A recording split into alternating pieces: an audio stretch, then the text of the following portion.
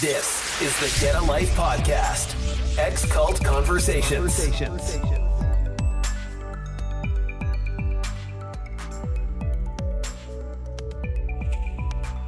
Hello everyone, welcome to the Get a Life podcast, Ex-Cult Conversations.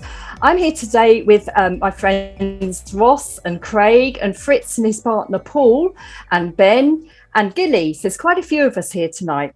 We specifically want to have a chat this evening about homophobia amongst the PBCC, to people, how you guys that have had to face this and come through it and find a life on the outside have managed this.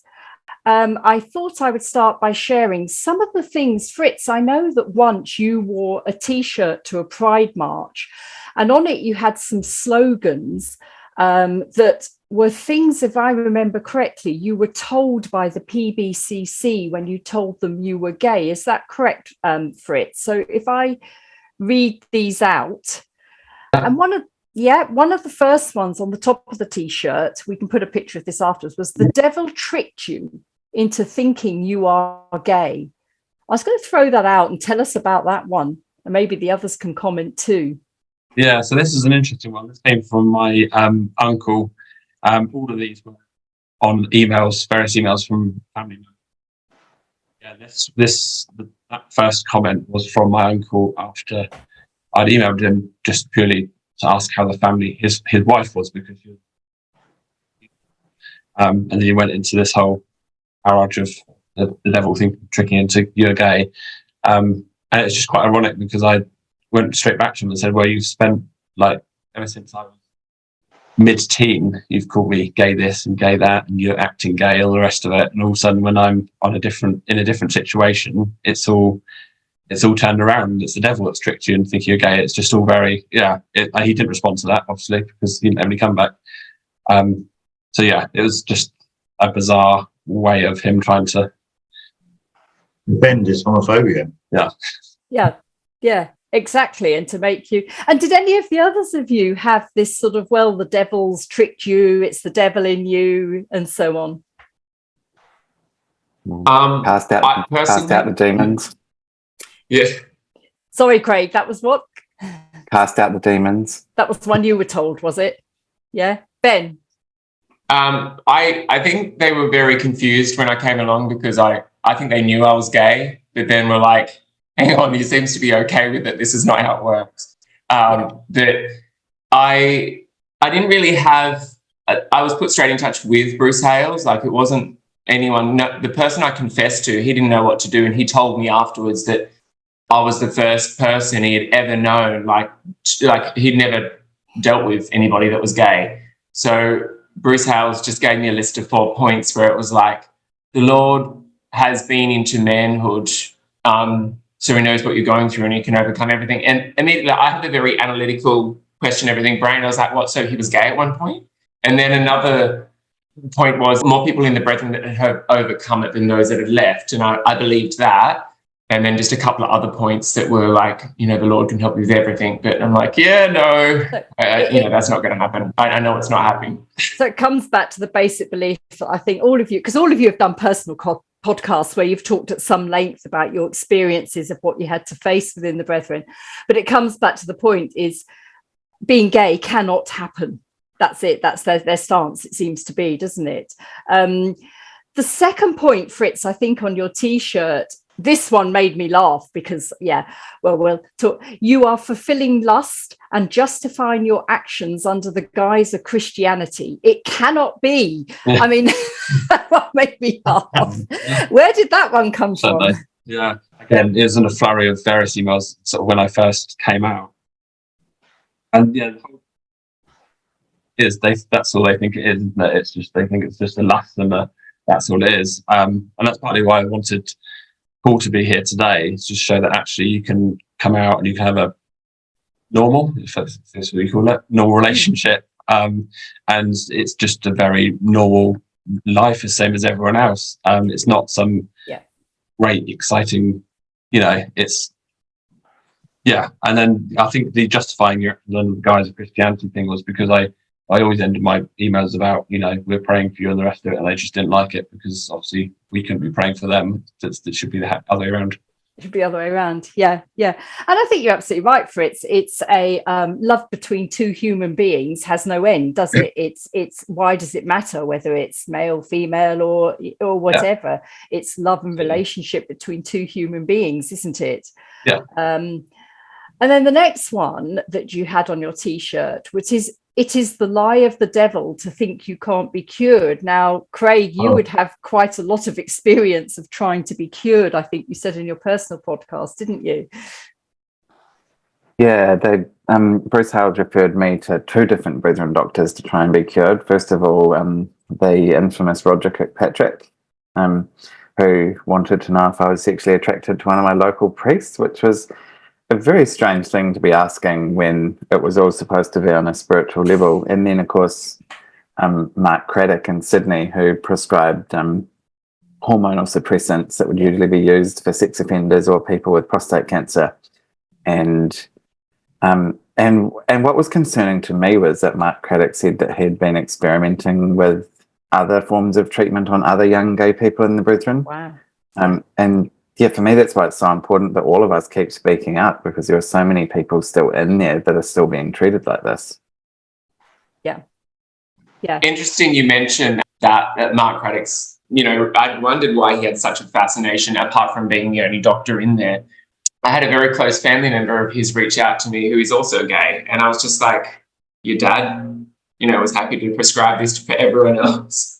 Anyway, it was a very interesting change of history, when he reached out, I was just like, oh my God, you did this to so many other people, and you had your own son that openly was gay. Apparently people knew he was gay. He used to bring his partner to the meetings. Yeah, it was interesting.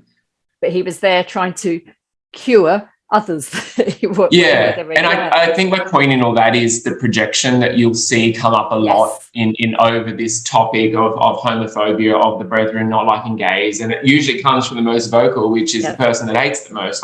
I think we can all attest to being homophobic at one point because we didn't like what we saw within ourselves. We were uncomfortable with that. And you see that a lot, even in the gay community still. You've got gays that are uncomfortable with their feminine side. So we'll be like, well, I'm not quite that gay, or I'm a mask gay. I'm, it doesn't matter what gay you are. At the end of the day, you're still gay. I think it's really important to, the projection that comes from that, it's actually from within, sit down and be comfortable with those parts of you. So then you're not hating on a more feminine gay. You're not hating on a less masculine gay. Yeah. And I think too, that's absolutely right. It's the old adage, isn't it? Almost to accuse is to excuse. And I do sometimes wonder, and I don't know if any of you that have experienced homophobia in the Brethren would have an opinion on this, that those that shout loudest probably do so for a reason. Ross. I'd attest to that. And it's, to be honest, it's the same out here, I think. Those Definitely. Honest about it. Are probably homosexual themselves, or trans or bi, or on the spectrum. So but I was going to say, for me, the way the Brethren tried to cure me, so I was obviously going to AA meetings, and they were frowned upon and stopped, and then I came out as gay to my 2 local priests, and they immediately said, oh, yeah, you can start going back to the AA meetings because we think it will turn you straight. So that was their way of trying to cure me. Wow. Yeah. So that was their cure for you. Yeah. You often do find they have, don't you think, Ross, quite a medieval almost perspective on knowledge when it comes to the cure of homosexuality. I remember with my mum having a conversation when she caught me in a bookshop. I was trying to hide a DNA, like a soft porn magazine, basically, a DNA men's magazine behind a garden magazine. And she came up and it dropped and she found it and she was like, what's this? Anyway, I had a conversation later that night with her in the laundry and she's like, no, if I knew, I would have made you have that operation. So little innocent 16-year-old me is Googling for the next 4 years this operation. And all I could come up with was that in the 60s, 70s, where they used to do lobotomy, that was a common practice on homosexuality. I was like, so my mum would prefer me to be a vegetable opposed to a human being that couldn't pick their sexuality, because we can't. I often think that their knowledge, and that's obviously a direct result of how controlled they are in terms of access to the wider community and knowledge, is very what you're taught. So, my mum probably learned that from her parents, that lobotomy was a thing. Yeah. So it's quite an interesting point, actually, Ben, because I'll come back to your T-shirt in a minute, Fritz. But one thing you said there was about, you are gay. And this is a message, I think, that is important to get across to people in the Brethren. And I think all of you could help with this. Being gay is not something you choose. And I know that's a very basic thing. But I think if you were in the Brethren and you were worried about your sexuality, you may think, I'm letting the devil in, I'm choosing this. What would you say to anybody that's feeling like that at the moment? Anyone want to go first? Actually, first and foremost, you're not alone. Any one of us that have left can attest to the same thing. At that point in time, and back there where you were, I too did not want to be gay. I wanted to be straight. I wanted everything that my uncles and brothers and whatever else had and experienced in terms of sticking a photo, of your girlfriend beside your bed, because that's what my uncle did and I thought it was cool. You're not alone, but you can get to a stage, like I'm 7 years out now, and I love that I'm gay. I don't have children. I can do what I want, go where I want. I even have probably more money than my straight friends, so because kids are expensive. I mean, you can have kids if you want. But yeah, it's just, I love that I'm gay. I love that part of me. And I think that's the part that's helped me get over everything else, the trauma of growing up in a toxic cult. I don't know what you guys think. I think that's great, Ben, that you do feel like that, because I think it's lovely you've come to that. But I also know that others struggle with a bit more with actually accepting themselves as they are. And I get that totally. So there's, what do the others think? Fritz? Fritz? Yeah, it's difficult, isn't it? Because when you're actually in the environment, it's going to be near impossible to accept yourself for who you are, because you've got all these very glaringly obvious messages coming at you, and sometimes unconscious messages, and with that, what you're brought up with as well, with these slurs that they use and that kind of thing. When you're in there, you start to look out and watch these podcasts, listen to people talk about their experiences, see that people can fall in love like anyone else. You realize that actually is, you accepting yourself actually makes you more of a genuine human being than you could ever could be. No, I've not been part of the Brethren, but I was part of a charismatic, ultra right wing extremist church, and I was forced to get married when I was 20, and then I had 4 children with my wife. 2 years, but my wife knew I was gay before we even got married, and we believed that God would heal me on my honeymoon night, and when I had the kids, I'd get more and more straight. But it didn't. 14 years I was married, and then after 14 years, I remember Saturday morning, Sarah woke up and said, "I need a man. You need a man. It's not happening." And I literally prayed. I got up, and you were like, "So do I." Yes, exactly. That's what she said. She said, "You need a man too. It's not happening here." But our church was like, I went through conversion therapy twice, $2,500 each time to be converted from gay to straight. And it was ridiculous. And I ended up feeling suicidal. I ended up feeling like God hated me, when in fact, God didn't hate me. God had chosen me. At 16 years old, I became a Christian in this church, and I love Jesus. But the church were like, you can't love Jesus if you're gay. And I'm like, but I do love Jesus. I am gay. And it took me a long time. I was 35 when I was finally kicked out, disfellowshipped, as they call it. And Sarah and I are still very close, and Sarah loves Fritz, and my kids love Fritz. It's, God is God, or whatever you believe, but we have a very positive family relation, a very blended family in this day and age, which is amazing. I think that's so really beautiful to share. That is, I think that's really lovely, Paul. I agree, Ben, it's beautiful, because I think that's something we want to get across, that if you find love, and whether you're gay, straight, whatever you are, essentially that's what most people are looking for, aren't they? And if you find, and that's something I think would want to get across to people. And I think your experiences inside the church that you belong to, Paul, would probably resonate with a few people that have left the Brethren too. I know there's some that have married and then left in later years because they were gay. And maybe there's people in there feeling they should get married because that would cure them of their gayness, if that's, because that's what they're told. And it isn't going to, is it?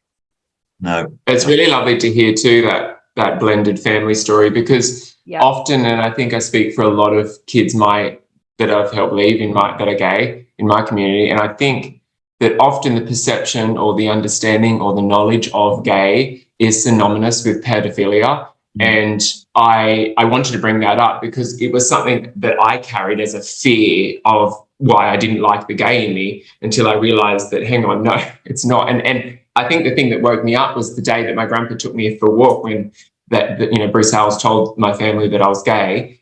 My grandpa took me for a walk and wanted to know how and what turned me, and was it the animals having sex at my uncle's farm that made me gay, watching that. And it was in that moment I realized, no, they have a really backward, uneducated view of homosexuality or the queer community. So they are one of the most safest communities. And I just loved that you shared, the trust of your wife or your ex-wife and Fritz and kids, and it's just a normal part of society, and it just unlocked that memory. And I thought I need to share that, because in there you do struggle with the fact that you are as bad and as evil and as toxic as a pedophile, when in fact it's the opposite. They're not even linked at all. There's nothing in scientifically to prove that, or any case ever.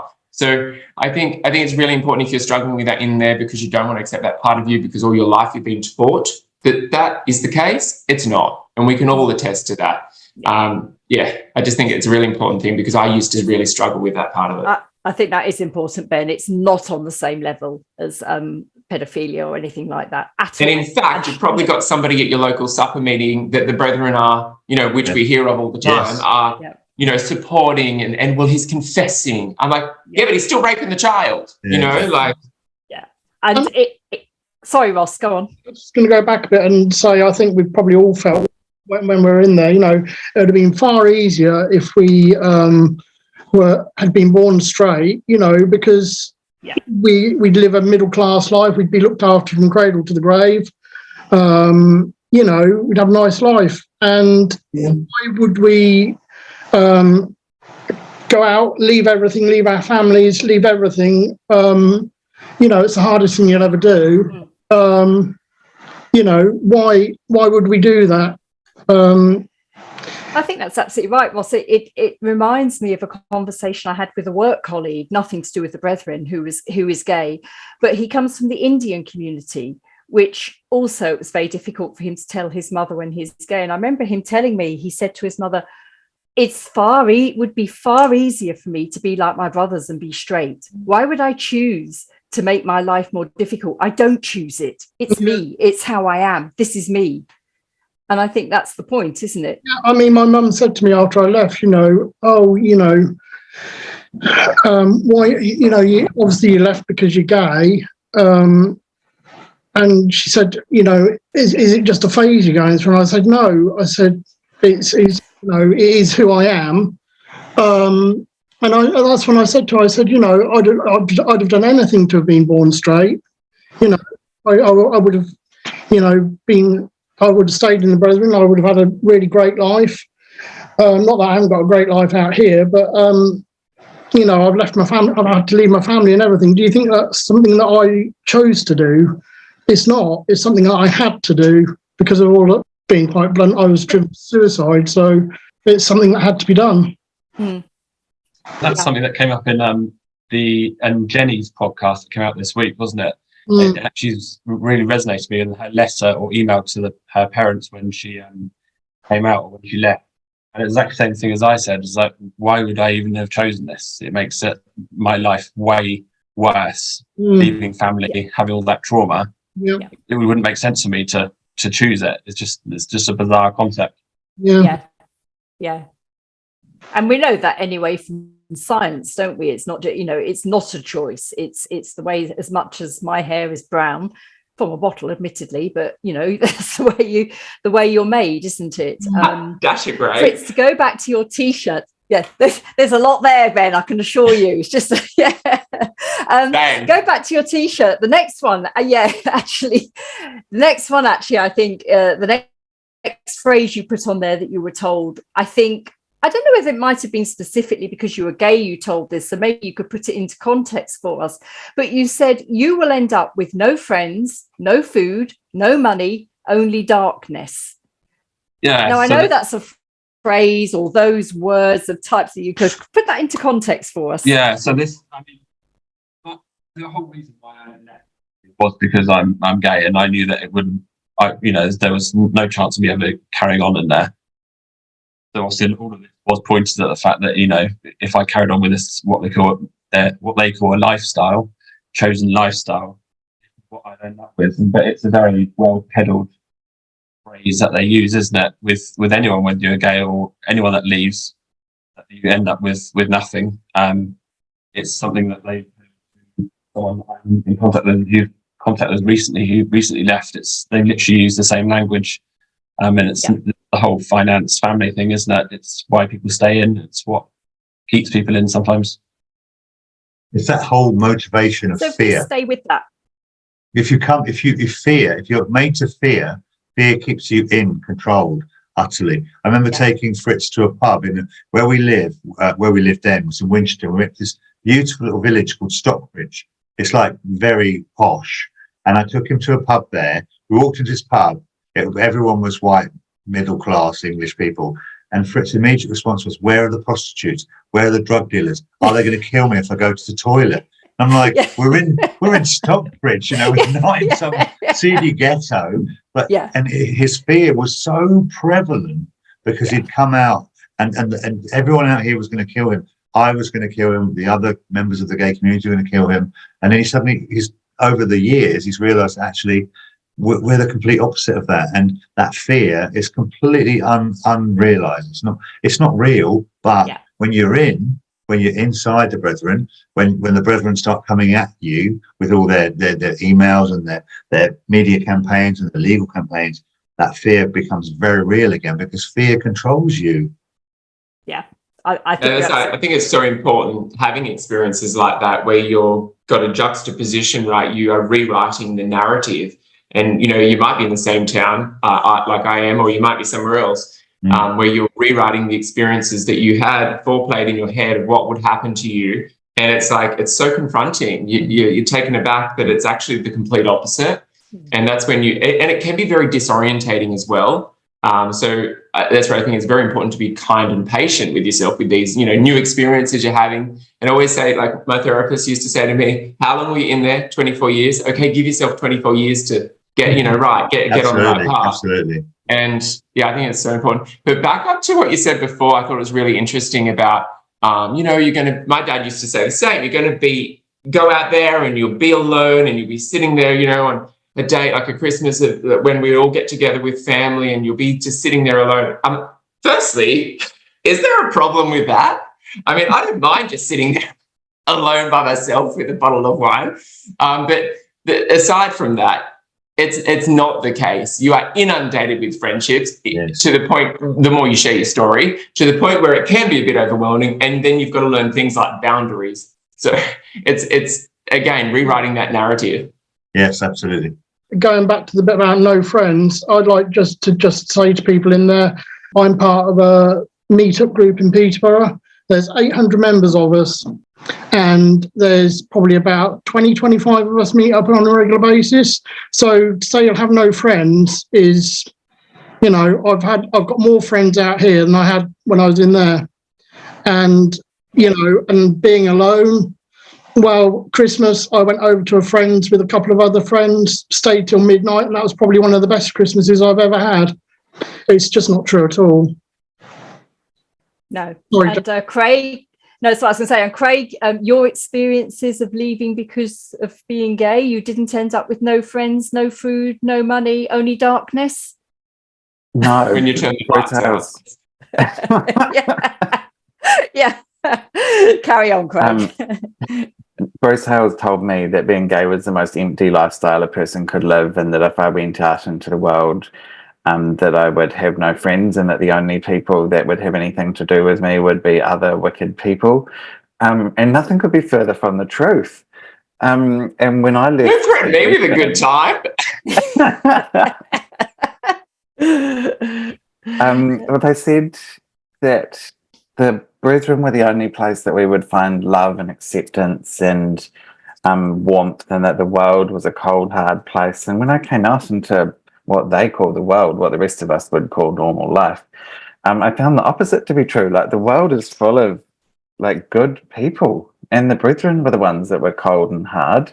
And this was, the rainbow community was one of the most welcoming I'd ever walked into. And this isn't just a Brethren experience. Like, queer people have been mistreated by communities, particularly religious communities, for a very, very long time.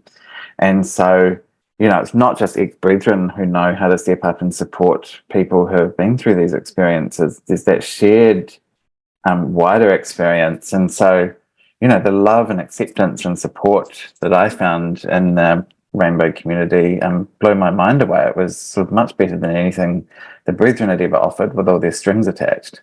And I think, as I've said before in podcasts, one of the biggest gifts you can give somebody is to allow them to truly be themselves. But speaking as people who have struggled because you are perceived as being different, well, in the Brethren, as we say, being gay is not accepted. How has that compared with and I'm thinking of somebody inside who might be struggling with their sexuality. How has being accepted out here compared with how you were accepted in the Brethren? I know the answer, but just try and explain it. I mean, I know what the answer is, but yeah. Well, it's like Craig says, it's not only the rainbow community out here that will accept you. You're just accepted for who you are. I mean, you tell somebody you're gay and they're sort of like, yeah, and, what's the problem? Yeah. So, yeah, you're far more accepted out here. And also, I'd like to touch on, how people will help you as well, which is something that you don't get in there. When I was leaving, I was obviously going down to AA. I've mentioned this before quite a few times. I was going down to AA in London, and I'd just been withdrawn from. So I'd got to get out of my parents' house, basically, and I was sharing that I didn't have anywhere to go and what was going on. And after one of the meetings, one of the chaps came up to me and just said, right, I've got a room you can have free of charge for as long as you need it until you get back on your feet again. Now, in there, if you have help, it's conditional. They want something in return. Yeah, help is unconditional. People will help you and they want absolutely nothing in return.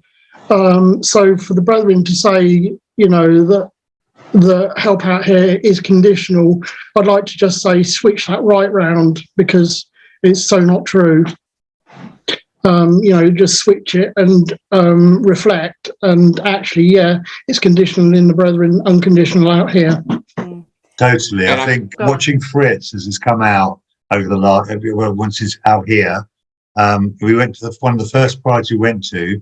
We met his cousin, who also was ex-Brethren, and two mums that were with him. And the whole of that afternoon, they spent time with Fritz, just giving him that motherly love that he had lost, because he was so close to his mum, and his mum is beautiful. Whenever I see her, I want to just hug her and kiss her, but I can't, obviously, because she leaves me as bad. And these women, and continuously throughout his life since he's been out here, there have been these people, men and women, who've loved him like parents, unconditionally, who just see him as a son, as a beautiful son, when the Brethren have said he was not beautiful, he was disgusting and all of those things. And yet out here, he's experienced this incredible unconditional love of people, because he is just a beautiful person. And Bruce Hales's lies are falling hollow on our lives, and on his life especially.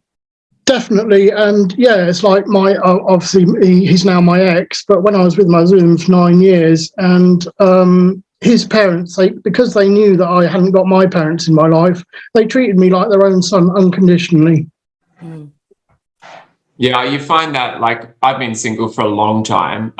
And, you know, I want to say for the people out there that aren't sure about relationships, I love my single life. I'm very comfortable single. And I mean, it does have a lot to do with the geographical location because I live in the sticks and kind of the only gay in the village, but I'm comfortable with that. But my friends most of my friends are straight. And the people in my life that I used to, when I first left for the first 12 months, I remember plucking up the courage and taking one of my closest friends in kind of like my mother figure out for lunch. And I was just like so nervous because I was like, this is the day I'm going to tell her I'm gay. And she's like, Ben, or like when I told her, she's like, is this what you brought me out for lunch for? I'm like, yeah. And I was like about to pee my pants. I think I'd been out for like, just left the community for like 2 months. And she's like, I tell you were gay when you were a brethren boy walking down the street. So I was like, it was like nothing. And her husband is, you know, the captain of quite a big was the captain of quite a big football NRL game here in Australia. Like, and for that, like that comes with a whole toxic straight male community. And he was so accepting and kind and cool about it that he was like, what about it? And it was just so odd because he was my grandpa's age to have, you know, 3 months before my grandpa trying to work out whether it was the cows that made me gay and then just a guy was like, okay, let's go at the back and kick a footy. I don't care that you're gay. It was just, I wanted to lie down. It was so much information and rewriting of the narrative. Like it can be quite exhausting because all these lies you've fed all your life, like, and coming out into reality it's the complete opposite. Mm. What about you, Stefan? How did you find it when you left? Well, I found I had loads of friends as well, just the same as you guys. I've met a lot of really, really wonderful people, and it's quite the opposite of what they tell you at the beginning. And they say, I had the same story, like you'll end up in the gutter and you'll have nothing, and you're so fearful when you leave because you're thinking, yes, all this will happen, and none of it happens really. I mean, you get through tough times, but yeah, people were really, really helpful. I went straight into London and I met loads and loads of wonderful people. And actually, pretty much immediately as I arrived in London, one of my first steps was like to look for a job. I hadn't even gone onto the gay scene at all because that wasn't my priority. Priority was to get a job. And I was like working in a hotel, and then there's suddenly this businessman that gives me his card with a wink, wink.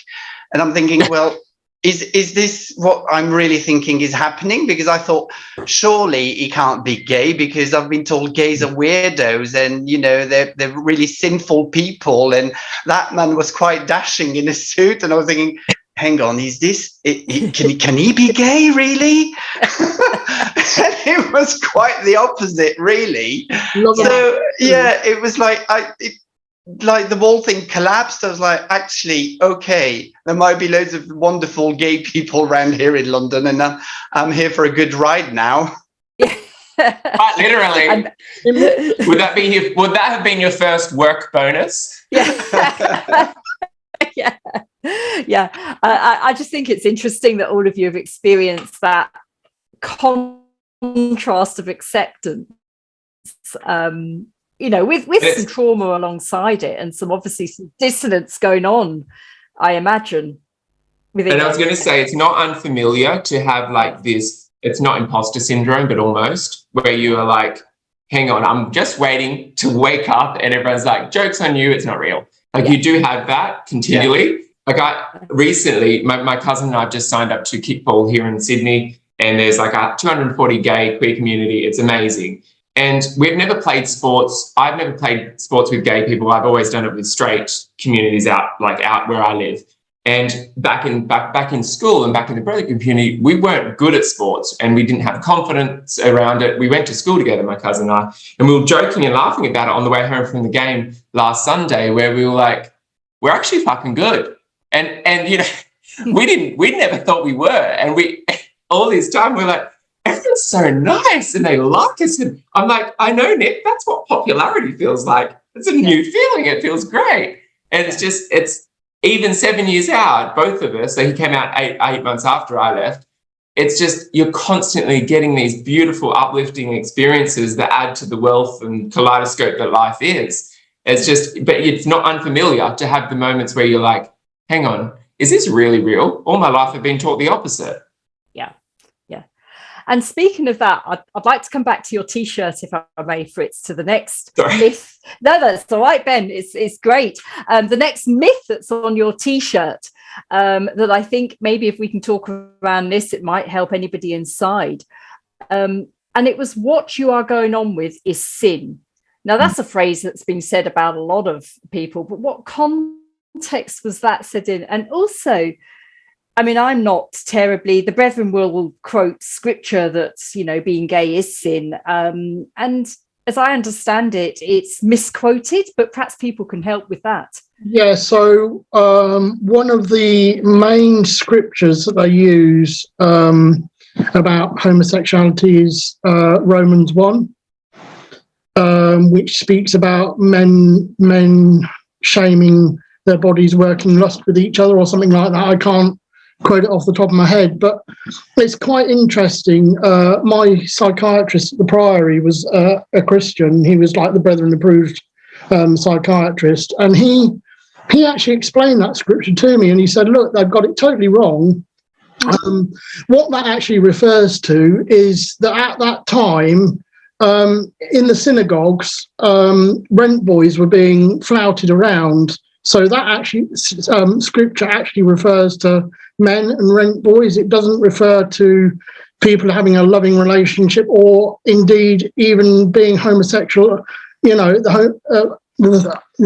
actually being homosexual itself. So yeah, they do. I don't know what other scriptures they use. Some others might be able to, you know. Well, they use one in like the early Testament where it's like, but it's in the same context of, there's like the next verse is, you know, or two verses down is wearing, you know, cloth of, you know, two different fabrics. I mean, like, who doesn't wear polyester and nylon and cotton all at the one time? I mean, picking, what do they call it? Where you helicopter what verses you want, you know, that suit your cult. Yeah. I think as someone who's studied the Bible for a very long time, one of the things I've discovered is that the translation, you know, it didn't appear in scripture until quite late in the 20th century, the word homosexual. And looking at the culture of the Bible and the Bible times and the Jewish tradition and the early Christian tradition, was that they had these feasts. The non-Christians had these feasts. They'd feast and they'd worship all these gods. And afterwards, they'd have this room at the back of their houses where they would have these children, girls and boys, that they would then go and chew. Once they were drunk and eat all this food, they would go and have sex with these children, girls and boys alike. And that is what Paul and what the Old Testament was talking about, was these shrine prostitutes, these children that were used as a form of celebration of wealth and of being so spiritually adept with the gods. And that's why Jesus said himself, if you do this to one of these, you should be thrown into the sea with a millstone around your neck. It wasn't about homosexuality, because actually they didn't have a term for that. I'm from a family of Jews and a family of Christians, and their interpretation of scripture is that it didn't appear. It didn't appear in the scripture. The scripture is not clear on gay relationships. In fact, it often refers to people who had same-sex loving relationships without the sex. So I think it's important to understand that modern day translations that came from America have turned it into homosexuality because that's their fear. Yeah, that's interesting. Yeah, were you ever told anything scripturally, Craig, that or Stefano, that you know, that was about the homosexual side of things? No, I wasn't, but I remember a brother that was put out of fellowship in Le Chambon, and it was on that basis, on that scripture in Romans. And I remember after the meeting, we were all going into our Bible to figure out what it was really saying, when it was quite clear that it'd been like out of fellowship for being gay. But on that subject, I just want to say, well, that's my personal view, but I think being gay is not a sin, period. No. It is just not a sin. And I think they need to hear that in there. I am not a sick person. I do not need to be cured. And I don't feel it's a sin at all. And when I first had those inklings that I was being gay, it happened quite late to me because I was quite candid when I was young. It came from a pure place. It didn't come from a dark, sinful place. So this is who we are. And it's like, well, it is not a sin, because the sin is not to be accepting who I am. That would be the sin. But otherwise, being gay is not a sin. So I'd quite like to bang on that, really. And from a total non-Christian perspective, it's in their head, not yours. Like it's whatever. Okay, I'm a sinner. Cool. Yeah. Yeah, I get what you're saying, Ben. Yeah, it's in their head that it's a sin. And if we are a sinner, so what sort of thing? There's also that point. It's consensual sinning. Sorry, go on. That's right. Sorry, Gilly. No, I was just going to say the points you were just making. It's for those that are inside that may be struggling with their sexuality. It's one of Fritz spoke about fear. It's a fear that they're choosing to be gay. There is no choice in it. Yeah. You cannot choose it. Therefore, there's nothing to fear about making that choice. The only choice you're making is being true to yourself and being true to the person you really are. That's the important thing to point out to people inside, isn't it? Your fear of making a choice it's not choosing your sexuality. There's no choice there. Yeah, totally agree. And I just felt that's quite important, because they do labour the point, for what I understand, that it's a sin, but it isn't a sin. Paedophilia is a sin, but this isn't a sin. Yeah, I think an important thing to also understand and remember is that sin of Sodom. The sin of Sodom allegedly is homosexuality. When you look at that story again, all the men of Sodom came to the house where the angels were and said, bring these strangers out so that we can have sex with them. So that entire community, heterosexual community of men, wanted to have sex. And the sin of Sodom, according to what the scripture teaches, is inhospitality, is not giving the stranger, the different one, a welcome, not making them feel part of our community. Right. So it's not about being gay, it's about this. And the brethren highlight this entirely and perfectly with their complete exclusion rule, where they can't mix with people outside. These people outside, we're better than them, we're more superior. That's the sin of Sodom, is seeing yourself as above and beyond the people in the world in which we live, rather than being like Jesus and welcoming them in, the sinner, the stranger, least the lost and the lonely. Just the way they are. Yeah, beautifully said. That really is. I think too, it's a very different generation thing as well. In terms of, you were saying what scriptures did they use? I didn't know that there were scriptures on homosexuality, because it never said the word and gay until after I left, until I really studied theology and scripture, Christendom. It wasn't until after, in my time in the Brethren, and I think it is the case today, you're not quoted scripture, you just quoted what these men have said. It's not based on scripture, because they used to say whereabouts in scripture? No, it's, our brother has said this, and it's synonymous with scripture. So I think it's really important to get back to, if you're into your religion and wanting to understand, and you're in there, you've got a Bible, you want to get back to the basics and where all your faith has come from. Look into it. It's not, take away the man that's teaching you or telling you, and look into actually what it is. And also, that is a Bible or a script that was written 3,500 years ago, whatever, plus. We're talking, we don't use medicine books from that era to heal us today. So it's a book of morals and a guide, and you can derive faith from that, but it should be taken from all parts of the world, all parts of your experience should build up your faith, your spirituality, because it's a whole holistic thing, not just, it says it here, I'm going to do it. I think it's really important to note that it was written back then for that time, and we can draw from it today, but we don't use medicine books from that time to heal ourselves today. You evolve.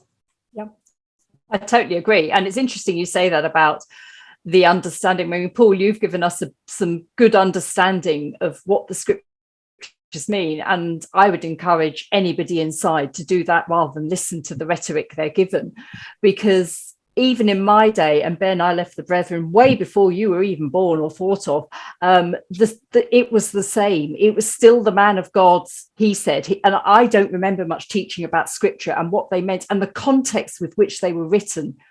And I think that's very important when you get it quoted at you as a sound bite bit that's been used as a weapon against you. I think it's important to do that, particularly if it's in relation to your sexuality. I don't think I ever had a single Bible verse quoted at me. It was all about what Bruce Hale said. Yeah. Which is so strange looking back. Yeah. You're absolutely right, Craig. It is strange looking back, but at the time, that's where the fear is, isn't it? You know, it's, oh gosh, Bruce Hale said, yeah. But I think the other thing that's really strange is that, like, despite how homophobic the Brethren are, they go through these backflips trying to deny it. Like, they went to lengths to try and deny that they had kicked me out for being gay. And when they eventually took issue with it, it was when I told my brothers and sisters that I was gay, and they said I was going to be shut up for defilement of young people. And I said, you can't say that at an assembly meeting, because if you shut me up for defilement of young people, it goes back to the point about assuming that gay people are pedophiles. If that's what they say, that's what everyone's going to assume. And I said, why can't you just tell the truth and say that I've come out as gay and that you don't accept that, and that's why I'm being shut? And they wouldn't. Like, they just went through loop after loop to avoid actually saying that I was gay in any Brethren meetings. So the only reason anyone in there knew that I was gay was because I came out and said it publicly. That's a really interesting point, because all of you are no longer in the Brethren. Or was there another reason given, or was it because I think you're right, Craig, they don't they would never admit publicly that we're no longer going to be with this person because they're gay, would they? No, so for me, the two reasons that were given for me was that I was on Facebook, and also that I was in contact with people who were out. They were the two reasons that were given for me being withdrawn from. But it was basically because I was gay and they didn't know what to do with me. Anyone else? I don't even know why. You don't even know why, you know? No. Stefan, do you know why you were? I was withdrawn from on the basis of separation, but on that subject, I must admit that one of my fears, because I was so ingrained, I was so I thought it would be extremely shameful to be put out of fellowship under the circumstances that I was gay, because I didn't want to be out at that stage, not within the PBCC.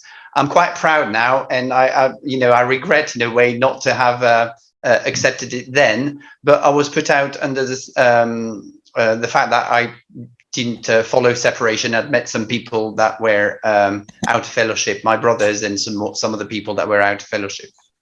Okay, yeah. I had my grandpa turn up to work and say, but I had before, I withdrew from them, kind of thing. So I don't know why I was withdrawn from. I obviously am withdrawn from being a fully fledged homo, but my grandpa did turn up to work, but I couldn't understand what he was saying because it was just a lot of blabbering and crying. But he was saying something's happening tomorrow and you got a chance to come back. And I just said, whatever you do in your church is going to happen tomorrow. But see that shop? I'm going to come and open up tomorrow morning and live my life, because none of that's in my head. But I think the thing was that he left his father's house or something. That was what was used. And I'm like, okay. I ain't coming back. What about you, Fritz? Yeah, Fritz. Yeah, I think for me it was to leave, and then the whole 2 Timothy 2 thing. Definitely being gay wasn't mentioned in there. But then I remember my cousin, when he was withdrawn from, I remember the meeting, they said he had chosen a different lifestyle. At that point, I didn't have a clue what they were talking about. But that made it pretty clear probably to everyone else. But yeah, they definitely didn't mention, not in the letter I got, what they said in the meeting. I think when I did get shut up, the scripture that they quoted was evil communications. That's a lovely. What, you're speaking Arabic or something? Yes. Well, so not saying that. I don't mean that racist comment either. I don't mean that racistly. I'm just the brethren thing. Obviously, Muslims are evil. So yeah. Yeah. Yeah, along with the homophobia, there's that as well, isn't Yeah. there? In tongues. Yeah. Yeah. It's just interesting because it's almost as if as a group, they know that to say they would not accept a gay person in their church is not acceptable. So they'll do anything but say that. And whilst I do not agree with it, you'd almost have more respect for them if they said, we are a church that won't accept gay people. Because although you may not agree with it, you just say, well, I won't go to that church then. But to be hypocritical about it is something I find difficult, very difficult.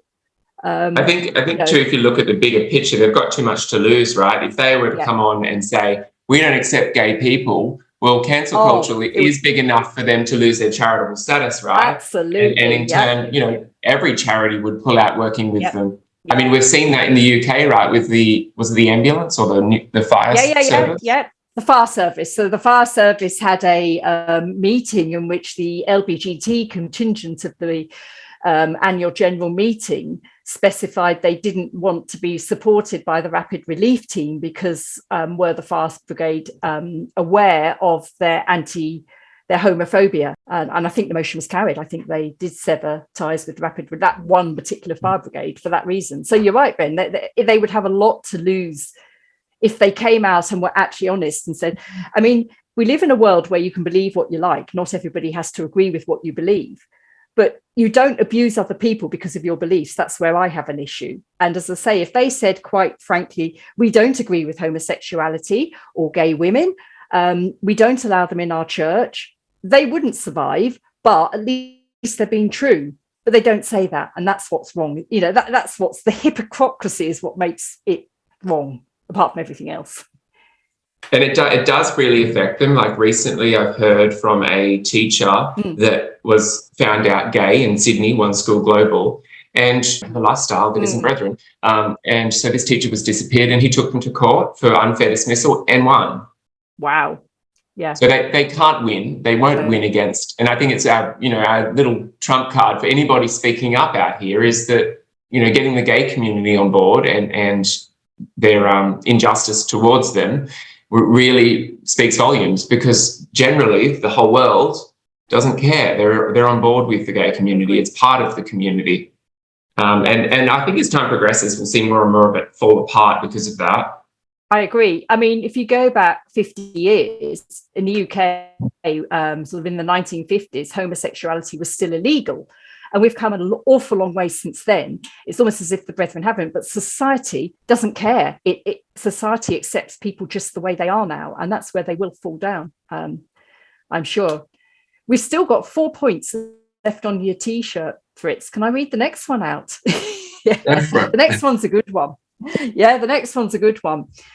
So it was, you'll be dissolute, corrupt morally, leading a life of dissipation, perversion, and lacking in moral restraint.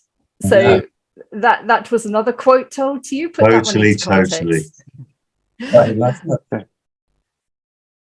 Do we all get an invite to this party? Yeah. Actually, really boring. So it's a good thing. This wasn't dissipation. Like, let's just unpack that word for a moment. Exactly. I was going to say, shall I read it again? We've never seen can... anything like more exemplified of the word dissipation than the squandering of the brethren's wealth. Like,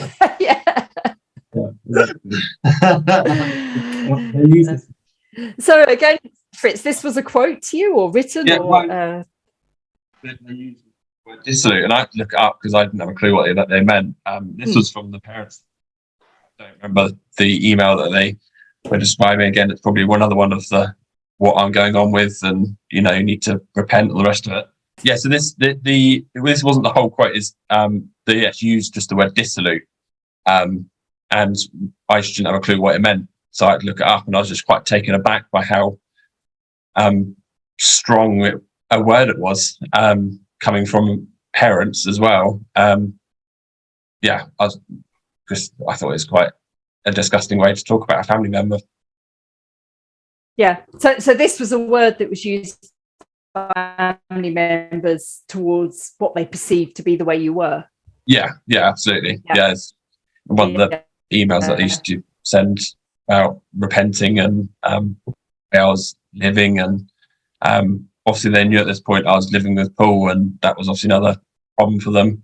And that's ultimately why they eventually shut me up, because they couldn't deal with the fact that I was living with someone else. They're like not unfamiliar terms. I'm the opposite side of the globe, and I'm hearing, heard the words debauchery, dissolute, living in or dissipation, like all these words where it's like constantly the overindulgence of sex and drugs. You don't obviously never understood the gay community at all, and I do think this is a general society. It was a general society thing. Obviously, the Brethren are still in the 50s, 40s. Where it's like you all you've ever, and I think the AIDS crisis really brought about a new look on homosexuality, because and that was probably a trigger for it, where people did just think being gay was about sex. I remember having this conversation with my mum where it's like, so if I don't partake in the sexual act and I still want the company of a man, am I still gay? And she had a real conflict in her head, because I could see that she was conflicted by it, because you are automatically put in the box of debauchery, of overindulgence in sex when it comes to coming out as gay. And when I first confessed I was gay, I hadn't even had sex. I barely knew what masturbation was. It's such a big, such an incorrect narrative that they have in their minds of the gay community. And I think that, of the gay community, and I think that also stems from their lack of sex education as well. Yeah, definitely. Interestingly, when I came out, they were more threatened by someone being openly gay than they were about the sex, because as a teenager, I confessed to having sex multiple times, and the priest always swept it under the rug. And for so long as I was prepared to not talk about it and not admit it, they could cover it without bringing it to the assembly. And as soon as I stepped back and was like, you know what, no, actually, I'm going to be openly gay, and this is who I'm going to be, like, that to them was way worse than the sex. That's interesting, isn't it? When I first had sex, I had to write it all out, and they shared the bit of paper. And I'm talking, they wanted Lester Martin was like, want every detail. And so I wrote it all out in very graphic, detailed form. And, it was obviously passed around, but I wonder where it is today, because I'd like to publish it as a really raunchy novel. Maybe you should ask him, Ben. Now that he's out. Lester Martin, I mean. Yeah. That's probably why he's out. He got caught reading my novel. Well, you can also, you can put in a request, and a few former Brethren have done this. You can put in a request to the Brethren under the Privacy Act for whichever country you're in, requesting all records that they hold on you. Like, as an organisation, you're entitled to know what documents they have in their files. So put in a Privacy Act request, Ben. See if they've still got it. Yeah, that bit of information. But my grandpa never had we're digressing here, but he never had a computer. So he had an email address, so I think on my dad's laptop or computer, and they used to print out emails to him, and they always used to leave them in the printer at work. So I'd be like, oh, another one about me. This is interesting.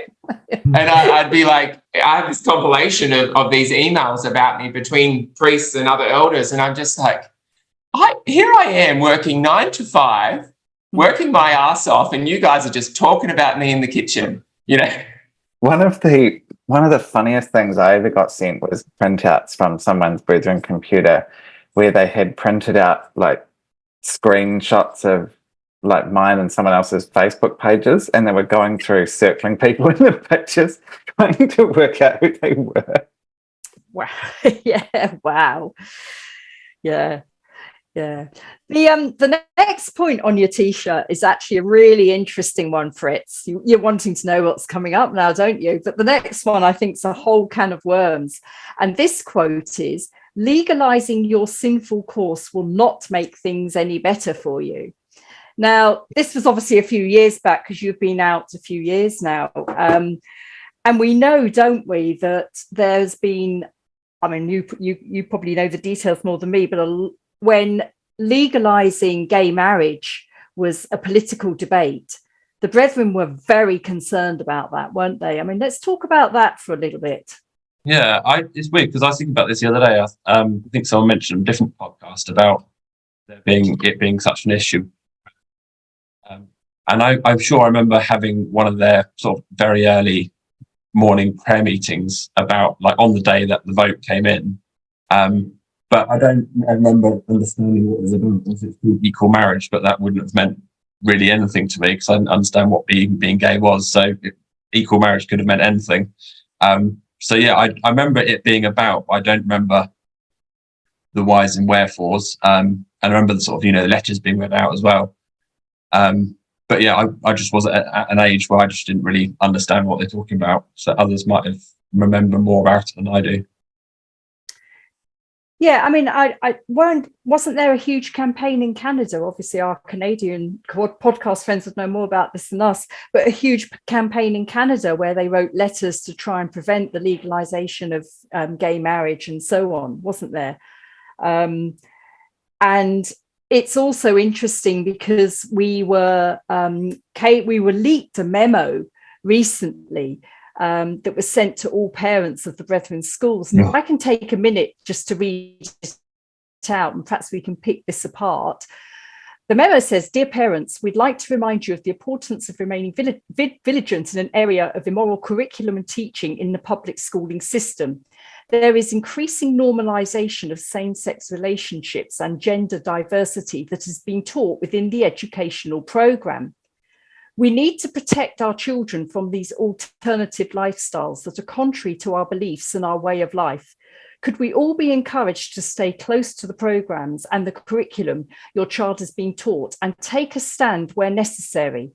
If you are unsure of what to do if a situation has arisen, then help is available through and provide support. See below."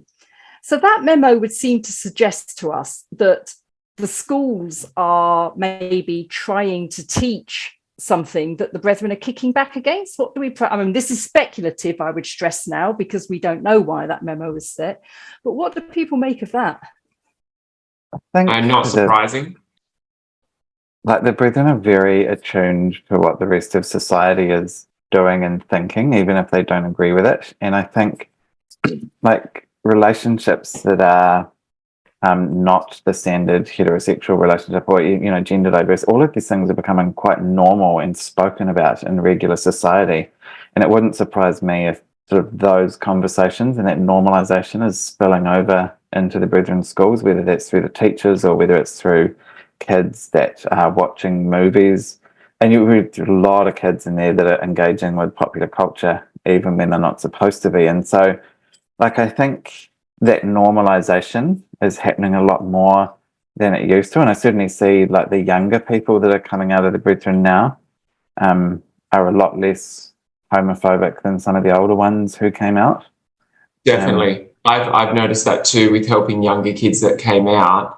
And one in particular who, is a close friend, and she left straight from high school and won a scholarship and disappeared from the Brethren. But I'm still in touch with. She said when they brought it up, I was like, because she's very intelligent, and she was like, and who cares? And she was bullied at school for having that opinion, but she wasn't the only one that thought that, and then speaking to teachers now today that are still in there from all over the globe that have reached out through TikTok, they're like, there's a slight change because of and you'll notice the Brethren react accordingly, like this letter, or like moving them from WhatsApp to Signal, or when they got rid of BlackBerry Messenger. Every time there was any sort of progress that allowed social media or allowed access to normal life, to normal reality, they immediately react to it. And because you notice that the kids are changing, and in particular, this teacher spoke about children's relationship with just animals, for example, because in my era,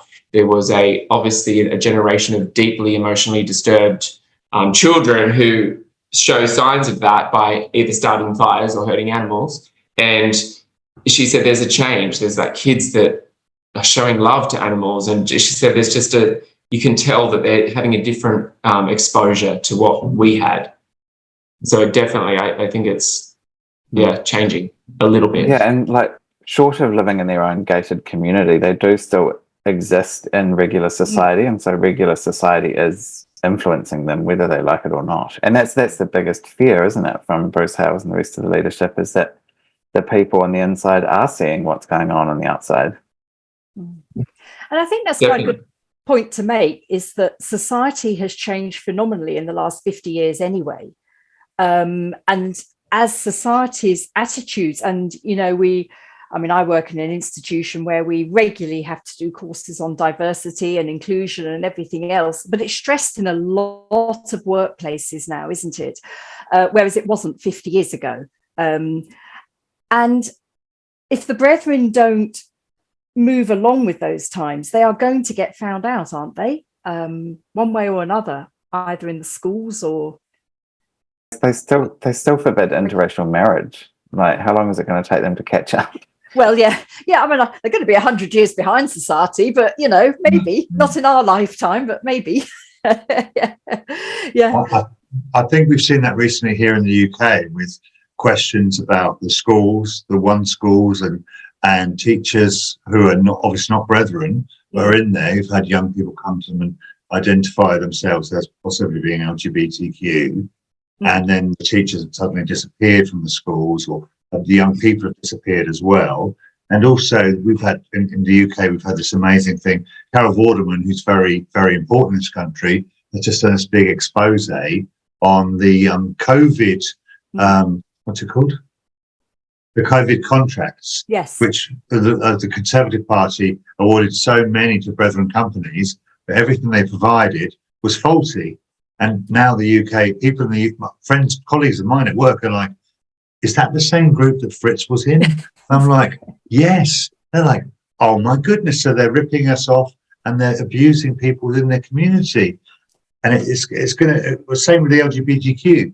They're like, so they've rejected Fritz because he is gay. Like most of my colleagues, I'm a teacher and I've got a lot of female colleagues. They're like, so they've rejected your lovely husband and his mum isn't able to see him just because he's gay. And they're like, as mothers, they're like, outrageous. Yeah. You know, and I think it's becoming increasingly, as you said, Jackie, people are waking up and going, they've been so secretive and so under the radar. Now suddenly they're being lifted above the radar.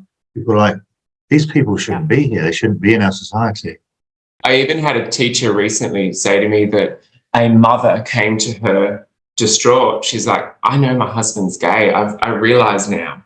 And I understand now why we were put together and why there's no love.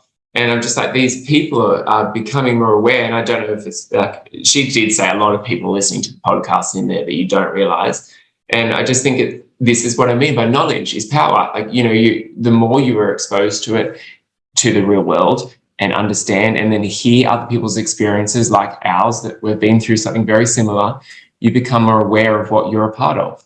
Going to talk about Section 28, which came out in the 1980s. So Section 28 was an act that went through Parliament in the UK in Margaret Thatcher's era. And that was, it was a whole bill, but the Section 28 was to ban the teaching of homosexuality in schools. And at the time, the Brethren lobbied really heavily. They lobbied Parliament heavily, and it did actually pass, and it came into law. It was finally repealed in 2003. So it took a long time for it to actually be repealed. But, you know, and now they're sort of like, they're still going down the same sort of rabbit holes, really, albeit not in a political legal sense. Well, it's the same here in Australia. You know, John Hales, or I don't know if it's John Hales directly, but I know, well, I was told that, you know, John Hales and in the time of John Howard, our Prime Minister at the time, the leadership at that time in the Brethren were heavily involved in helping write the Marriage Act, you know, that obviously has changed now. But, you know, the Brethren won't vote because our kingdom is not of this world, but will happily throw money and weight and legislation around, like all of a sudden our kingdom is of this world. So again, the hypocrisy. The Brethren got super involved in fighting against civil union bills in New Zealand around 2003, 2004. They weren't the only religious groups doing that in New Zealand, but it caused such a backlash. And I've had a number of conversations about this with members of parliament since, and what it was like having the Brethren getting involved. And so we had the civil union debate in New Zealand, and then the marriage equality debate about 10 years later. And even the Conservative MPs, when marriage equality came through, were telling the religious groups, the way you carried on during the civil union debate was so off-putting to public opinion that you're actually having the opposite effect of what you're intending. So basically, the louder you shout against gay people, the more likely it is that the public is going to support marriage equality because you're being so repulsive. Yeah, interesting. And I think that's a big thing for the Brethren, I think, is that they are homophobic, but they don't want to be publicly seen to be homophobic. And a lot of their lobbying and sort of pushing is happening very quietly behind closed doors now, because they know what a bad look it is for the group if they're saying these things publicly.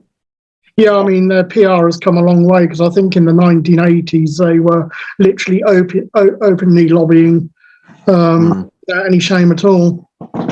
And I think that had a big impact on me when I was in the Brethren, and we saw what they were saying to journalists, and it's like, well, we know what we believe behind closed doors. Why do we need to bullshit about it to journalists? And if what you believe and what you're presenting are two different things, then that raises all sorts of questions about your belief structure. That had a big impact on me as a teenager, realizing that we didn't publicly admit what we thought. Yeah, definitely.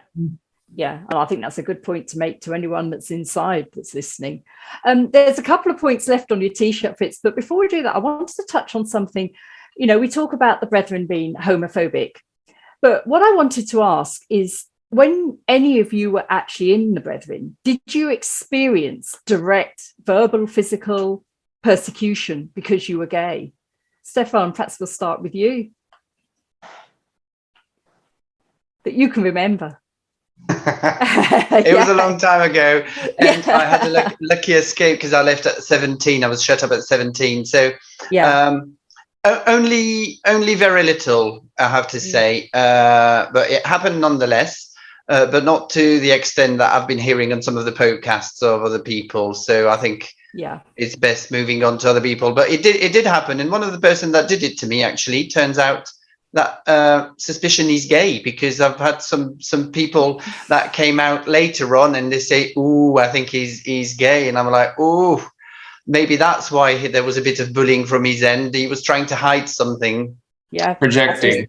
As we said earlier, didn't we, Ben? Yeah, projecting. Yeah. What about the rest of you? I mean, or did you have overt persecution? Or I was bullied as a child continually. I had boys lie on top of me and try and break my neck and all sorts. Yeah, but it was all came down to that I was girly or gay, or as I like to say now, in touch with my feminine side. But definitely, on a more serious note, definitely, and it's traumatizing. I was put in a bin and pushed down a hill and like things like that. You already struggling with trying to work out your sexuality, and you wonder why so many Brethren boys that have helped leave had severe anxiety, which obviously leads to depression, and then substance abuse, which is alcohol in there.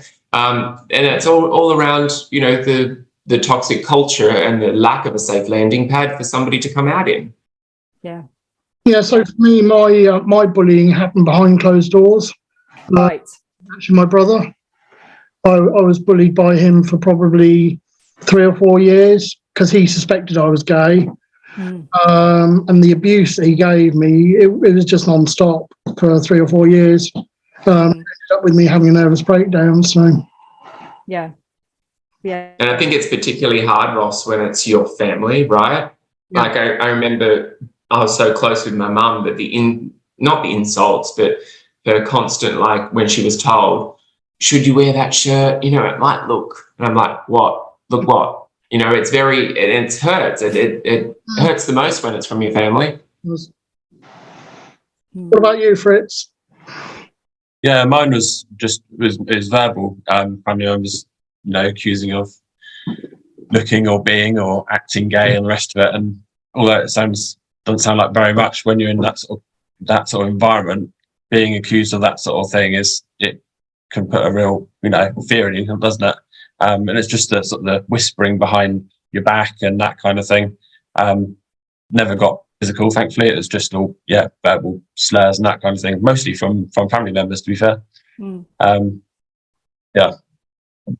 It's interesting that it fits though, because even though you say their little comments, well, I mean, Ben, I understand you were subject to some quite overt comments online once you left, weren't you? So like very. And it's interesting that the places that most of the bullying came from was orchestrated from. So the boy in my class, that he'd walk around like this, and everybody knew. He older me from local here with they had a group of cousins, and he was overtly gay. And he was the one that orchestrated, being bashed and bullied every night at church. So, and then since then, leaving, it hasn't stopped in terms of, I had a death threat last year from someone within, and that's been followed through the court system now. So I can't speak much on it, but I will in time. But again, like in knowing who it was and speaking out to other people, there is a certain pattern here with each of these people. The one that we can share or talk about is, when I first left, came onto my Instagram and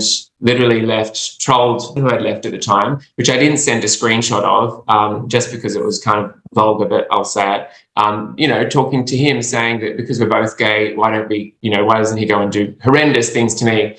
And interestingly enough, we found out who this was, and he is Bruce Hales's brother's grandson, so Steve Hales's grandson.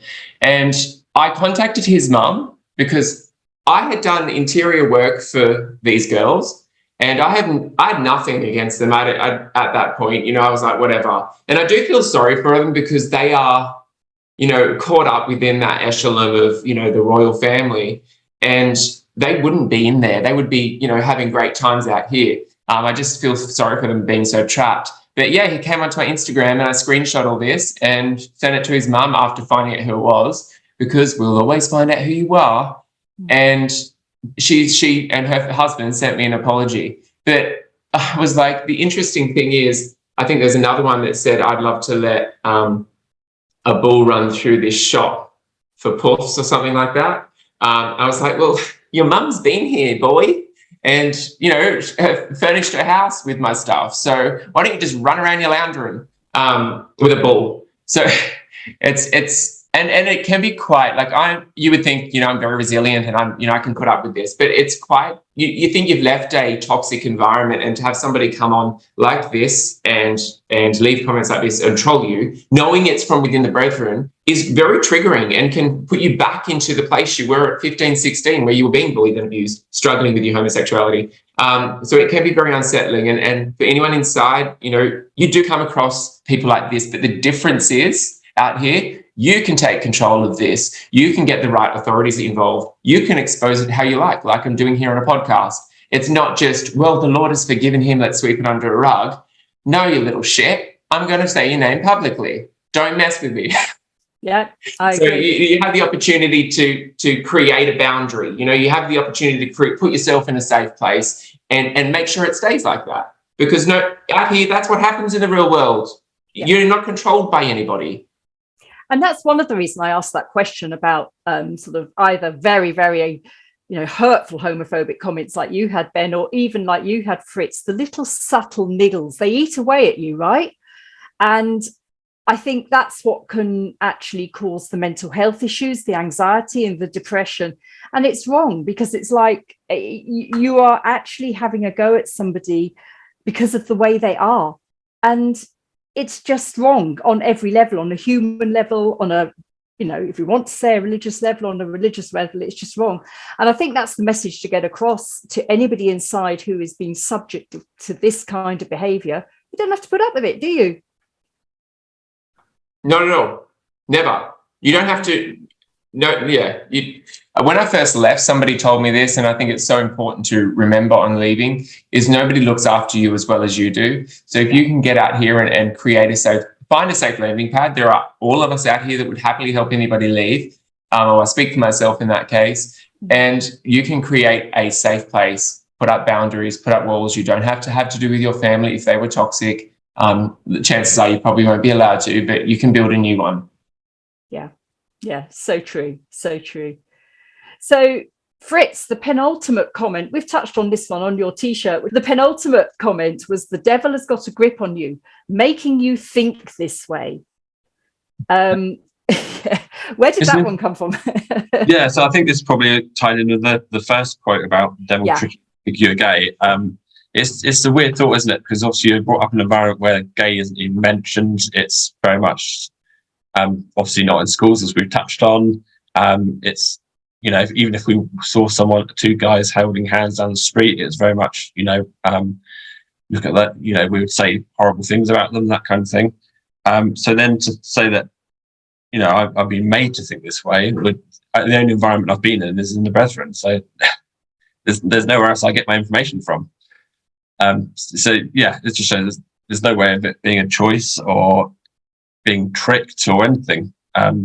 When you've been brought up in an environment where you're so protected in a, you know, in their sort of protection. It's tied on into that first. It is the first one. The devil tricked you into thinking you're grey. The two are very, very similar. What about the rest of you? Did you ever have comments about, you know, the devil's got hold of you? I mean, it's quite an interesting comment, isn't it? I'm not quite sure how the devil does get hold of us, but there you go. So, if you have any comments along those lines, Craig, when I finally came out to the priest and said I was going to live my life as an openly gay man. They told me that I was mentally unwell and that I was unstable and all of these things because, like, to them, if you were not going to be a good brethren, then clearly you were messed up in the head. And one of the first things I did, and I'm so glad I did it, was I went to my local GP for a second opinion on whether I was crazy. And he said? And he said that there was... Well, and the thing is, when you're leaving, you're going through these like extreme emotions, and so you wonder, like, am I mentally unstable? And my doctor just brushed it off completely, and he said there's absolutely nothing wrong with you, and these emotions you're experiencing are a normal response to an extreme situation, and I'd be more worried if you weren't experiencing them. And that was so reassuring because they really get in your head when you're leaving and when you try and stand up for yourself. And for the doctor to just tell it straight and be like, no, it's actually normal that you feel really conflicted about all this. And so, you know, go and be you. And he said, I can't remember his exact words, but he's like, I just want you to know, and because I had a cold, and he said, I just want you to know that what you're experiencing is a normal viral infection. It's not the wrath of God being brought down on you, no matter what this church might tell you. I love that. Yeah, that's lovely. Yeah. They always seem to use that, the illness thing. And then and this, I think, is such a huge fear in obviously anybody that's leaving, not just solely gay people. Like, I've helped, you know, straight people leave too, and that it's their biggest fear is like, I know it's not real, I know it's not God doing this, but help me, like, how do I cope with the fact that I keep thinking that I'm sick or I'm in hospital because of this? I'm like, listen, it's just natural life. We are human. We are not perfect bodies that are, you know, we come from genetics of flawed genetics. You know, we aren't perfect. So we do get things that go wrong with us, and that's life. We can't just put everything down to, you know, some supernatural being. And I think, it's really important to remember that things happen, shit happens. It does, totally. And I think it's also interesting because it's about counting the hits and the misses, isn't it? Because you have this fear when you leave, golly, if I get ill, I might be in a car accident. I think I remember Gilly saying in his personal podcast, the first time he went on holiday, he was convinced the plane was going to crash because, you know, that's what God was going to do to him. But the interesting thing is, when somebody gets ill in the Brethren, what do they say about that? That's not God judging them. That's, you know, depends what age the person is. Well, that's what I mean. If they get yes. And their family name, right? Like, they will use it to be like, oh, it's everybody else that needs this sinner. Or if the guy's a bit dodgy, they'll use it against him. They'll use it against him. But it's as you say, it happens. And that's the unpredictability of life, isn't it? You know, it's it's not judgment on you or anything like that at all. So it's not God's discipline. He's not sitting up there with a button that says smite, waiting for you to walk under a bridge, you know? You're too gay today, Ben. We're going to give you a cold. Yes. I told you not to wear that feather boa. That's caused you virus, Craig. Yes. What about the rest of you? Was the devil ever brought into your, you know, gayness, if you like, from the Brethren perspective, or was it never said as obviously as that? Yeah, it was said to me by my brother. Was it? Yeah, I was in the Priory at the time, and that was the first time I'd come out as gay to anybody. In fact, he was the first person in the Brethren that knew. He was the first person I came out to, and he gave me a whole 5 to 10 minute diatribe on how wrong it was, and it was sinful, and I was evil, and I'd be going to hell, and all the rest of it. And I actually, it was quite funny, really, because I spoke about it to my psychiatrist the next day, what had happened, and he said, well, karma will actually come back and get him. There will be something in his life that will happen because he's been so vile to you. God will see to it that, something will happen in his life that's nasty, basically, which I found quite interesting. Yeah. But I mean, we out here, we call it karma, but yeah. And it speaks for itself, right? You can only say things like that when you're utterly miserable with your own life. Yeah. And that whilst they'll never admit it, it's inadvertently obvious, right? Yeah. Yeah. For me, it was slightly kind of borderline on this subject, but for years I was like in fear of AIDS because I was in those years that AIDS, in the eyes of the Brethren, AIDS, gay equals AIDS or HIV. And that trauma kind of followed me for quite a while because I was thinking, oh my God, like I'm out now and I'm bound to be HIV positive anytime soon. And that kind of followed me for a long, long time before I could get rid of that fear. That fear was so instilled at the time. And then these are during the AIDS year was all just passed because it was 93. So it's like still in the kind of pandemic of the AIDS, crisis. And that was a really terrible fear I had to deal with all the time, and thinking, if I get caught and I get HIV, then it'll be God's wrath upon me because that's how they saw it, you see. That's quite a difficult thing to deal with, I think. I can imagine. I don't think it's changed at all, Stefan. Like, I relate to that. I came out at 2016, 17 when I left, and I carried that fear. And it wasn't because again, like, sex education is non-existent. Non-existent. So yeah. And I remember a gay friend pulling me aside and going, hey, there's an experiment they're doing at the moment. It's worked in Canada where you can go on PrEP, where it's basically if you do have sex with somebody that has HIV, it's non-contractable. And so I thought I went just for my own interest. I joined up to the New South Wales experiment that they had, and you got free medication and you were able to try it. And so I became a part of that. And in doing that, you also got the results of like the experiment. And from the end of the experiment, over 3 years, I think it was, you were told the conclusion was that the biggest transmitters of that year, I can't remember whether it was 2017 or 2018, the biggest transmitters of HIV were straight people. And it was just really interesting. And I used to say to my girlfriends at the time, like, that were single and, just experiencing life and sleeping around and doing what you do when you're single.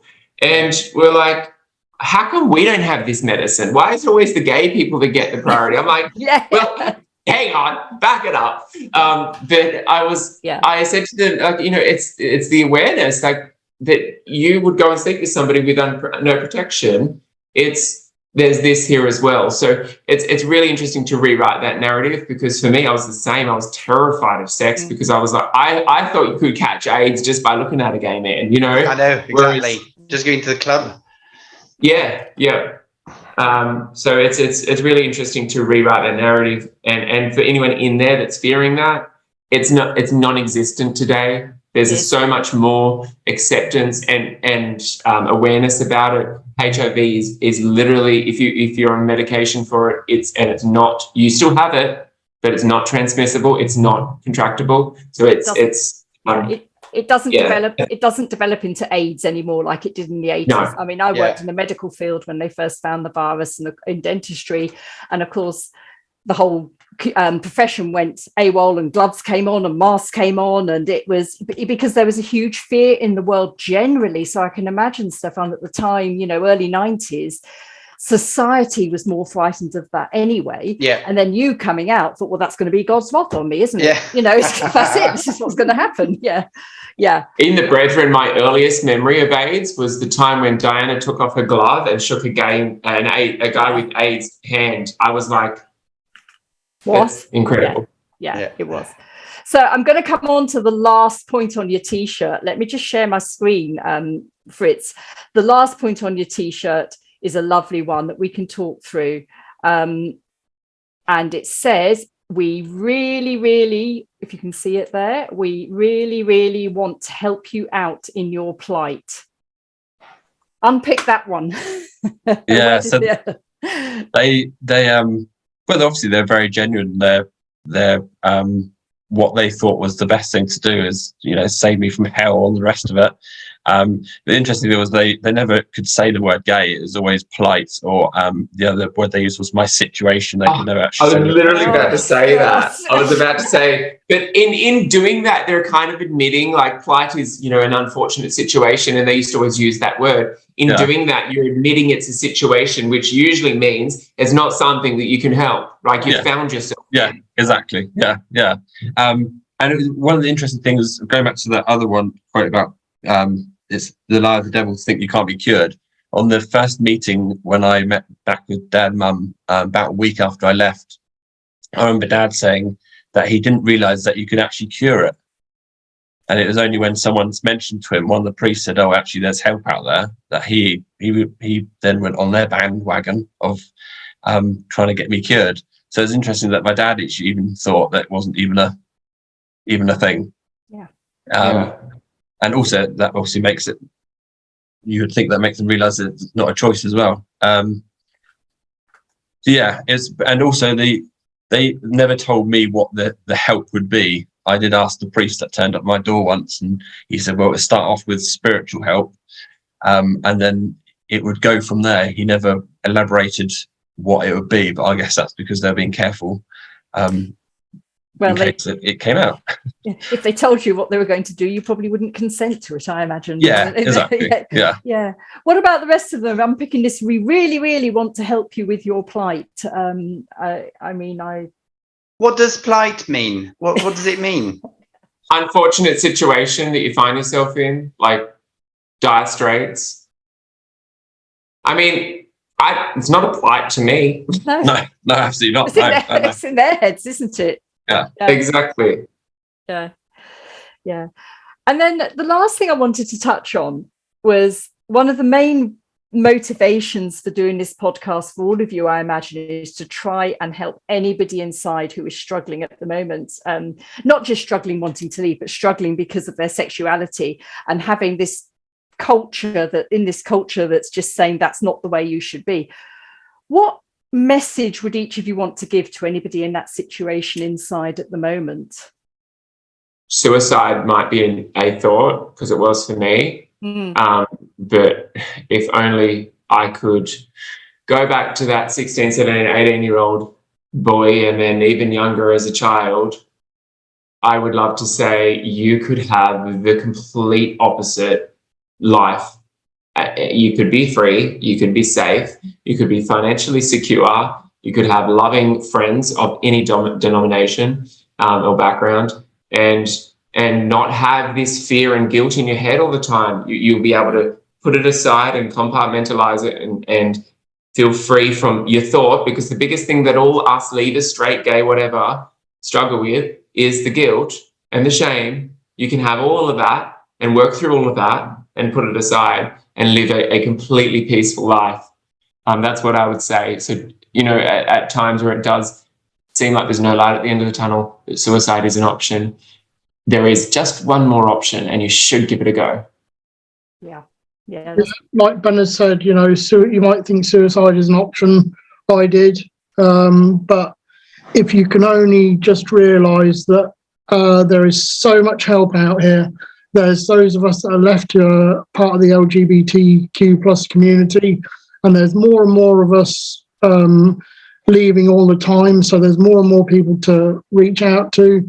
There are helplines that if you can get a UBT phone. You can phone. There's the gay and lesbian switchboard in the UK. I don't know what there is around the rest of the world. I think Cheryl usually posts a list of helplines that are available at the end of every podcast. And also there are support groups out here as well. Like I mentioned earlier, I'm part of a meetup group locally, and there are 800 members of us. We meet up every week for some activity or another, be it coffee, be it cinema night, be it a quiz night, be it games night. There's all sorts of, and there's groups all over the world for LGBT plus people. And also, it's Pride season in the summer. If you can get away from your parents for the day, go to a Pride, and you'll find out there's thousands of people just like yourself. And I just on that note, because I know for me, I was terrified. Like, I was surprisingly quite a shy gay when I first came out. Those events even were terrifying, even though I was out. So what you could say is, and it's closer to home, is if you're in the workforce and you've got a work colleague around you that's non-brethren that you really trust, confide in them. Because I have two close friends to me now, like that I worked with back in there, and they're like, "We knew you were gay. We were waiting for you to tell us, and we could help you." So if everything else seems intimidating and too scary to approach, somebody that you've got a connection with probably already knows, because most people do. Have a chat with them, and if you feel safe enough, baby steps, little steps. Yeah. Fritz, I think you wore this T-shirt to a Pride march, didn't you? So that's the first one you went to. So what would you say to anyone inside? So this is our first Pride that we went to in where we live now in Southampton, my hometown. Really a similar vein. Really, just the fact that you're not alone. You really aren't. I know how lonely it feels in there. Not only wanting to get out, but also being gay as well. There's just there's two levels there, and you can't. You're right. I can't express to you how free you feel when you leave, because you've not only shaken off the rules and the fear and the control, you've also can be your true authentic self, and it's like another level of freedom. It's incredible. I didn't think I'd survive 2 years out here because I was such a good brethren boy. But it's you can almost hardly explain it, because it's so freeing, being you, be able to be you, and for people to accept you for being you as well. Again, I'd like to say to them, listen, it is not a sin to be gay. We've said that before, but I think they need to hear it again. In terms of places, we've listed all the places, but there's also, like, when you're around in town, and if you see the freedom flag, which is the rainbow flag that's just behind Ben and Ross, and it's also, I'll do a little product placement here. It's also on the Get a Life T-shirt. I've got it here too. So when you see that flag in front of bakeries or bars or any shops, that you can step in and you'll be like meeting non-judgmental people at all, who will be really ready to help if you're in a difficult situation, and they can point you maybe to the next associations or wherever you can get help if you need some. That's such a good idea. I never thought of that, and I often see them in shop windows. Like, we have a little thing here. It says safe zone or something with the tri-flag, with the whole flag. Yeah, and they're everywhere. What a brilliant idea! Yeah, because some communities in the Brethren are quite isolated, like where I am. Yeah, I mean, I'm only an hour from the city, but I don't have time to duck to the city, find a gay community, come back without my dad going, "Where have you been?" every 15 minutes. So I think that's a great idea. It's before we come on to you, Craig, it's in the, I mean, this is part of the reason why in our workplace we get given rainbow badges with our work logo on. And it's one of the reasons they say wear them, and I wear mine with pride, is because it says to anybody there's no judgment here. It's just that an unspoken message, isn't it? That rainbow flag, those rainbow colours. It's an unspoken message that hopefully makes people feel at home or accepted. Definitely. And it's for anybody too. Like I know when I go to the gym and wear this shirt, I don't get any work done because I'm chatting to everybody. Everybody wants to have a chat. Whereas we're in just normal gym clothes. People, like, I don't know, something about it that says, hey, you can say whatever you want to me. There's no judgment. Yeah. Yeah. Craig, did you have a final message for anyone inside that may be struggling and listening to this podcast? You've been thinking about it. Yeah, we've had time to reflect. Yeah. I think for anyone who's still on the inside, what the brethren are telling you, what Bruce Hales is saying about gay people isn't true. You don't have to hate yourself. And there's a whole community of people out here who will love and welcome and accept you as you are.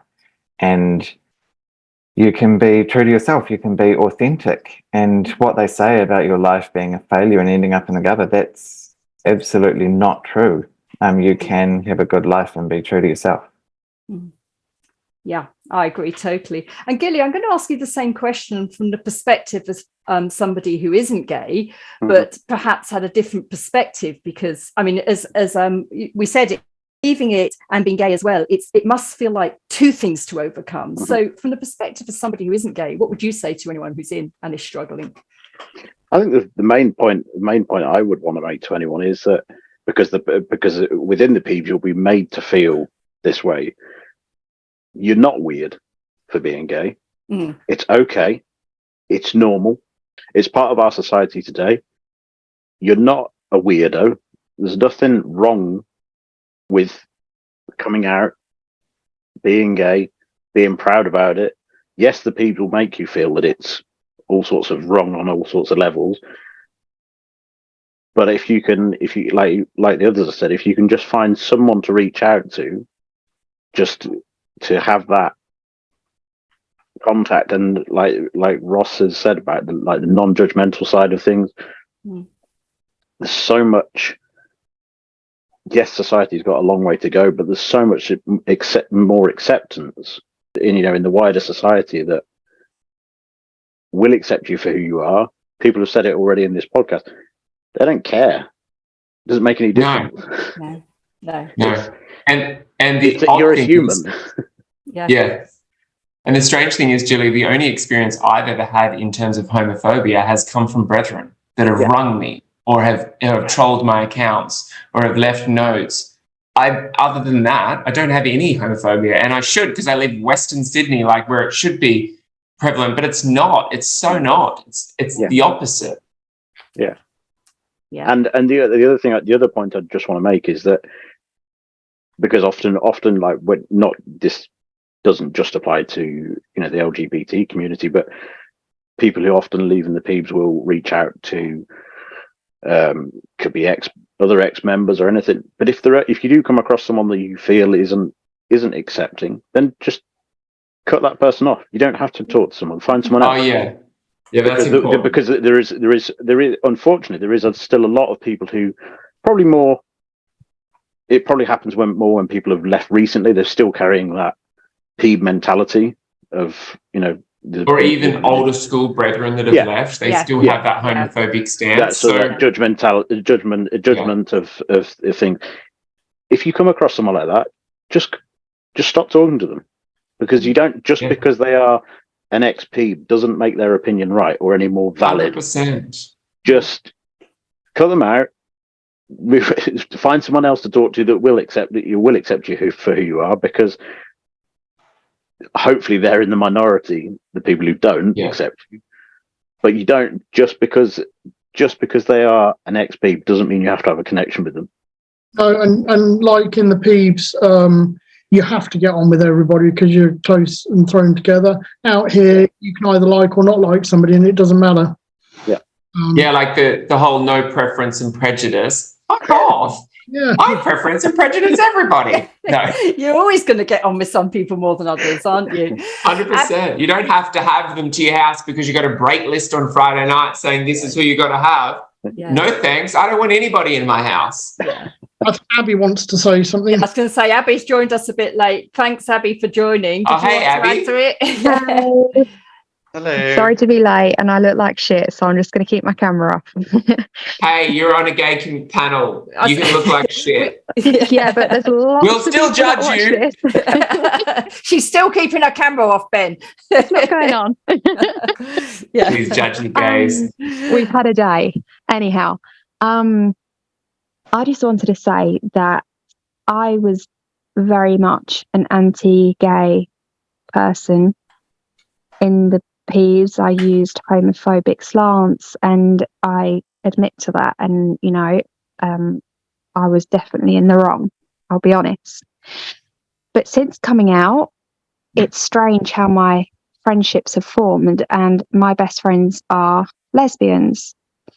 And of course, the inquisitive, outspoken Abby asked them about how it came to be that they were lesbians, and like what was the process, and did you try the other first, etc. And they explained it, that they were literally born like it, and that was a real new concept to me, because I was taught in the Brethren that it was a result of unbridled lust, is how Bruce Hales put it. And I thought that it was just men and women that couldn't control themselves, basically. But no, my friends explained You're just it. not that horny. I don't understand this. I'm speaking for myself. I might have lower libido or something, but I'm just not that horny. Like, what does it mean, unbridled lust? Sounds fun, right? Yeah. I think I just want to say thank you so much to all of you for coming on and talking, because I really hope it will help anybody inside that is struggling, and they'll feel they can reach out just for that help. The other thing I would want to say to anyone inside that's struggling mentally, not only because they may want to leave, but because of their sexuality, look at these guys here. They look happy. They look free. Yeah, all of them. And they've had their struggles, and they've had a lot of demons to fight, but they are happy and free. And I think it goes back to saying the biggest gift you can give somebody is to allow them to truly be themselves. And I hope you've all experienced that since leaving. So thank you so much, everybody, for joining us on Get a Life podcast. Until next time, much love to all of you. Bye.